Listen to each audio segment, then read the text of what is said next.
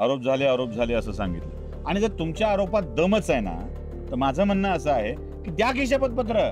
लोकाला न समजणाऱ्या न कळणाऱ्या गोष्टीचा कांगावा करायचा आणि चोरी चोरी म्हणायचं. शरद पवारांसारखे नेत्याने आरोप करणं म्हणजे त्याच्यात नक्की काहीतरी असेलच ना. तुम्ही नाव घेतलंय म्हणून, पण काही नेते हे वरिष्ठ नसतात, भ्रमिष्ठ असतात. बोगस मतदारांचा जो काही सध्या विषय चालू आहे, तो विषय मला तुमच्याकडून काही उदाहरणांचा समजून घ्यायचा आहे. एका वाक्यात सांगू, उदाहरणानंतर बघू. बोगस मतदारांचा विषय हा बोगस आहे. बोगस आहे, पूर्णतः बोगस. म्हणजे विषयच बोगस. विषयच बोगस आहे. मुळात बोगस मतदान होणे हा जो प्रकार, कन्सेप्ट आहे, ती बीडवाल्यांना चांगली ठाऊक आहे. म्हणजे काय असतं तर बूथच्या बूथच घेऊन टाकायचं, त्याला म्हणायचं बोगस मतदान. तुम्ही बीडवर आलात आमच्या शेवटी, ते माहिती आहे. बूथच्या बूथ घेऊन आमच्या नाही, आपल्या बीडवर बूथच्या बूथच घेऊन टाकायचं, ही जी पद्धत होती ती पद्धत म्हणजे बोगस. बोगस म्हणजे काय तर एखाद्या ठिकाणी गावात मयत झालेली 100 आहेत आणि त्या गावात 100% मतदान होत आहे, ते बोगस. ऊपरचे आगे कोई अगर करतायत ते बोगस. मुळात ही कन्सेप्ट जी आणली आहे ना, की नावं बोगस आहेत, हे बोगस आहे. मला हे बघणाऱ्या प्रत्येकाला एक प्रश्न विचारायचा, विशाल, गावाकडचं घर आहे, आपल्या गावाकडे घर आहे, त्या गावचा घर नंबर काय आहे? ग्रामपंचायतचं माहित आहे? नाही माहिती. असतो? मला तरी माहित नाही. माझ्या घरात रेकॉर्डर असेल तो असेल. आता नव्याने ते ठोकायला सुरू केलेत नंबर.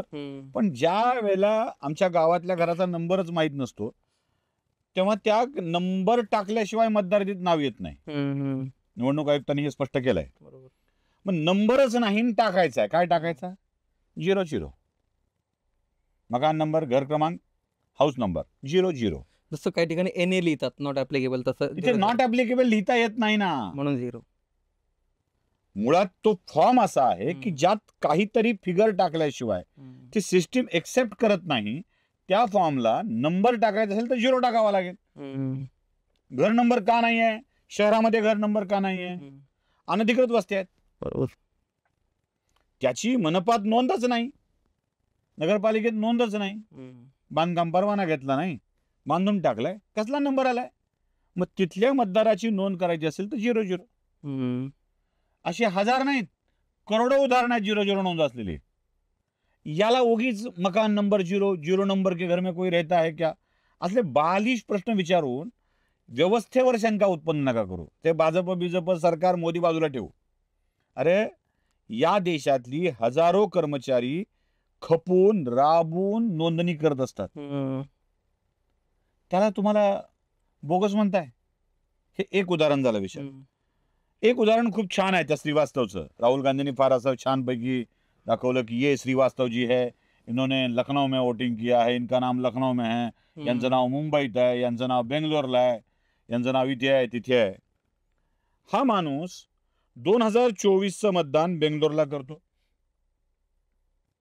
हाच माणूस 2019चं मतदान मुंबईत करतो, हाच माणूस त्या आधीची सगळी मतदान लखनौला करतो. साधा प्रश्न आहे, विशाल उदगीर तालुक्यातल्या एका गावात राहतो, तिथून उठतो मुंबईत जातो, मुंबईत राहतो, मुंबईतून उठतो पुण्यात येतो, पुण्यात राहतो, प्रत्येक वेळेला आपलं नाव त्या मतदार यादीत अपडेट करतो. म्हणून विशालनी मतदान करताना एकदाच पुण्याला केलंय, मुंबईत केलंय आणि उदगीरला केलंय असं घडलंय का? या श्रीवास्तवचं मतदान मुंबईतही झालंय, लखनौलाही झालंय आणि बेंगलोरलाही झालंय, असं झालंय का? यादीतून नाव काढायचं नाही यासाठी एक सर्क्युलर आहे, इलेक्शन पिरियड मध्ये नो डिलिशन. बर, हे असं आहे.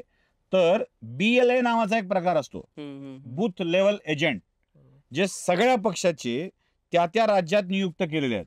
समजा महाराष्ट्रात 10,000 बूथ आहेत, तर काँग्रेसचे आघाडीमुळे म्हणा किंवा कशामुळे म्हणा 5,000 बूथ लेवल एजंट असतील. तर त्यांनी आक्षेप घेतलाय का हा माणूस इथे आहे म्हणून? त्यावेळेला नाही घ्यायचा. बैल गेला आणि झोपा केला, फायदा काय? शिंक्याखाली लेकरू असतं आणि भोपळा पडला आणि माझं लेकरू मेलं असतं. असं लग्न न झालेल्या नंदेनी केलेला कांगावा आणि राहुल गांधींनी केलेला कांगावा सारखाच आहे की नाही? भोपळा पडला आणि भोपळ्याखाली लेकरू असतं, मेलं असतं, बोंबलली बाई, रोज बोंबलली. पण अवय तुझं लग्नच झालं नाही, तुला लेकरूच झालं नाही, ते खेळत खेळत शिंक्याखाली जाईल कशाला आणि मरेल कशाला? श्रीवास्तवचा प्रकार असा आहे, यांनी मतदान केलंय आणि त्यांनी मतदान 3 ठिकाणी केलंच नाहीये. चौथा प्रकार महाराष्ट्रातला पालघरचा सांगतो. 6 नावं, एकाच बाईचे 6 वेळेला नाव आहेत.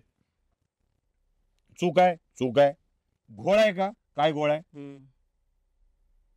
एक बाई 132 नावाच्या विधानसभा मतदारसंघात 6 ठिकाणी तिचं नाव येतं, फोटो तोच असतो. ती 6 वेळेला जाऊन मतदान करू शकणार आहे का? किद्दा करेल? तपासून बघा त्या बूथला जाऊन किद्दा मतदान झालंय. 5 झालेले नाही आणि 1च झालंय. शाही पण असते ना हातावर. शाही गेली खड्ड्यात, काही लावाया पुसला असेल, काय केलं असेल, पण झालंय का बघा त्या 5 वेळेला. 6 मतदान झालेत का? त्या बाईचे 6 मतदान व्हायला पाहिजे, तर मतांची चोरी. आता 1च मतदान झालंय. बर त्यावेळेला तुमचे पोलिंग एजंट्स, मतदान प्रतिनिधी काय गोट्या खेळत बसले होते? त्यावेळेला का नाही आक्षेप घेतला? त्यावेळेला आक्षेप घ्यायचा नाही आणि आता सांगायचं की असा माझा आक्षेप आहे.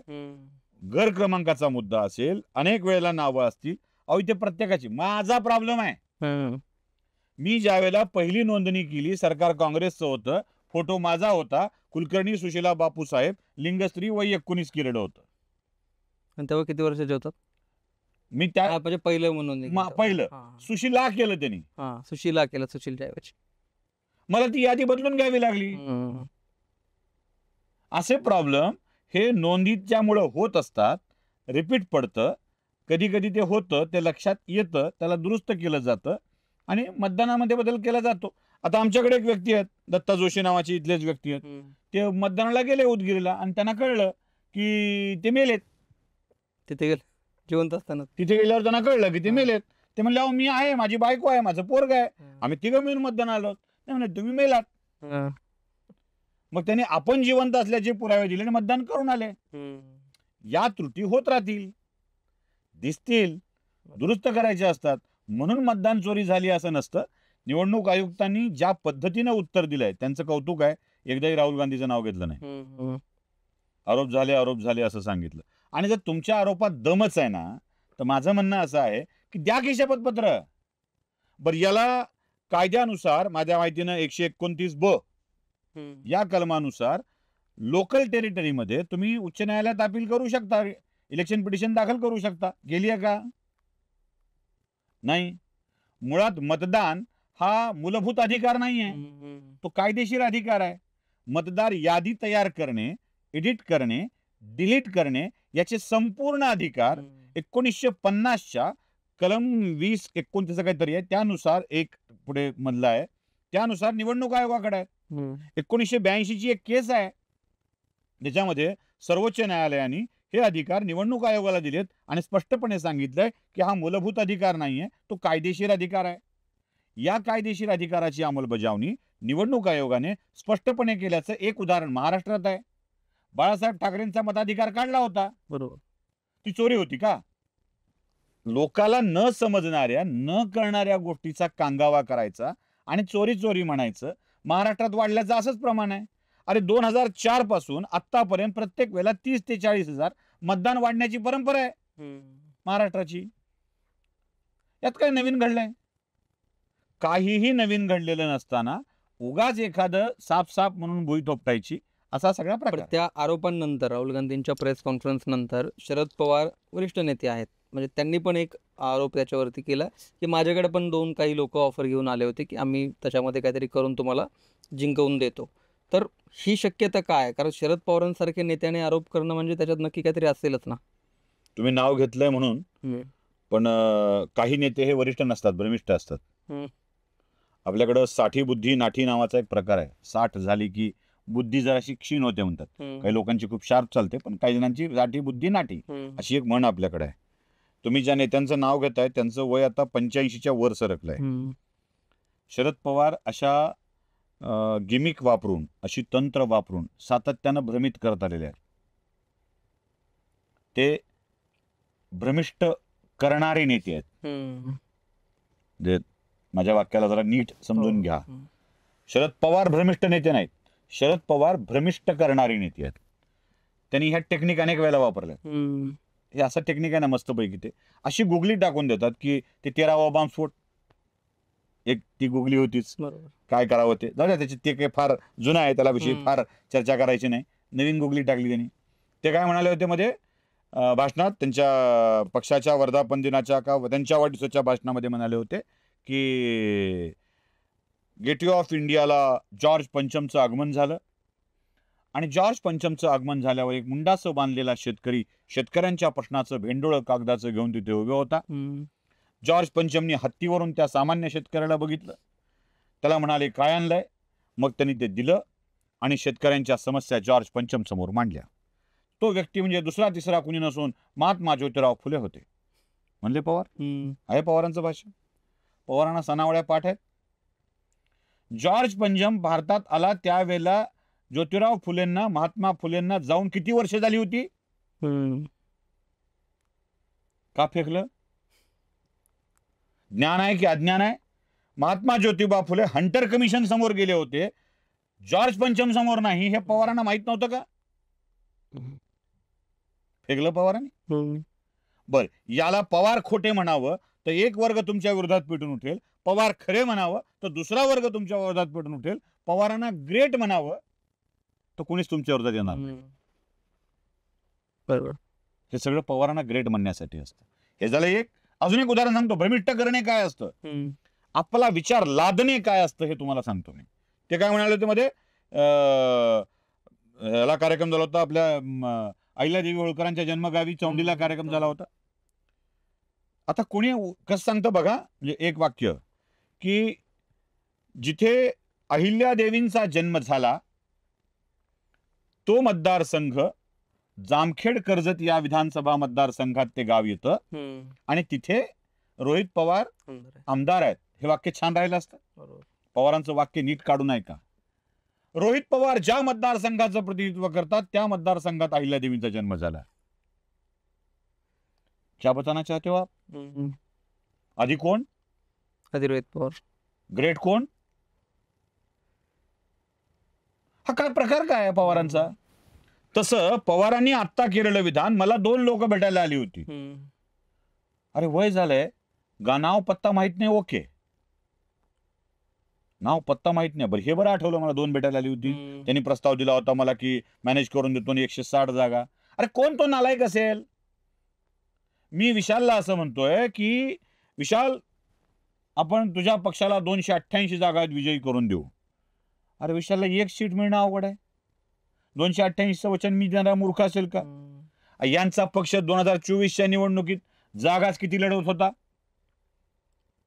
चटाक्षक करण सो काय म्हण आहे आपल्याकडं, मुठभर गोवऱ्यान सारी रात मचमच. 288 जागात ह्या 3 पार्ट्या होत्या. 3 पार्ट्यात ह्यांचे वाटे वेगळे होते.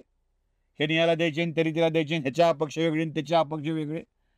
या सगळ्यामध्ये पवारांच्या वाट्याला जागा चालल्या तर 100च्या खालच्या, आणि त्यात 160ची गॅरंटी.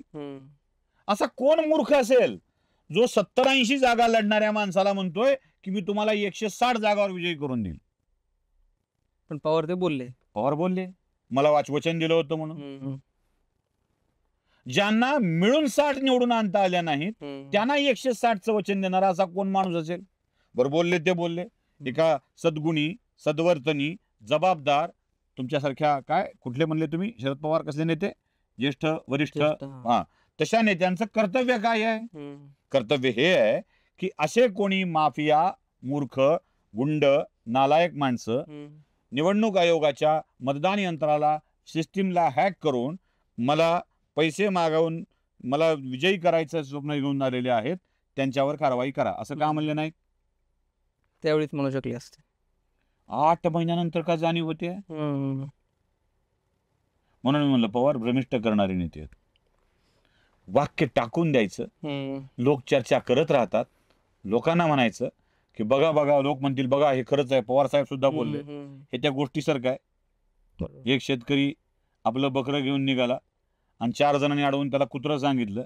त्या बिचाऱ्यानं आपल्या खांद्यावरचं बकरं कुत्रा आहे समजून टाकून दिलं आणि लोकांनी मजा केली. हे असंच आहे, लोकांना भ्रमित करायचं, हे होतंय असं दाखवायचं, यासाठीचा हा गोबेल तंत्राचा भाग आहे.